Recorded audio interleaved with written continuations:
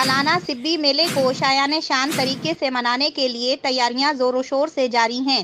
زرعی صنعتی نمائش سردار چاکر خان ڈومکی کی تزئین آرائش کا سلسلہ جاری ہے۔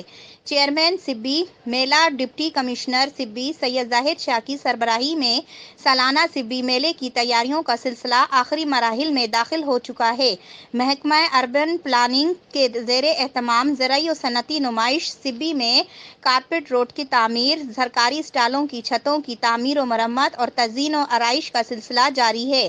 ایکسین اربن پلاننگ ملک ثناء اللہ دہوار زرعی و صنعتی نمائش میں جاری کاموں کا معائنہ کر رہے ہیں۔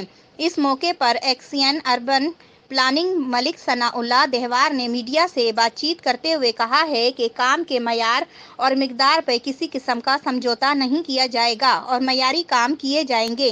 انہوں نے کہا کہ 2 مارچ تک جاری کاموں کو مکمل کیا جائے گا۔ اس موقع پر ایس ڈی او محمد اکبر، انجینئر محمد حنیف عنایت اللہ، زبیر احمد، سپرنٹنڈنٹ محمد ابراہیم بھٹو، سابق تحصیل نائب ناظم میر محمد جان رند، ملک محمد اکبر دہپال، سلیم گشکوری، محمد یاسر موسیانی اور دیگر موجود تھے۔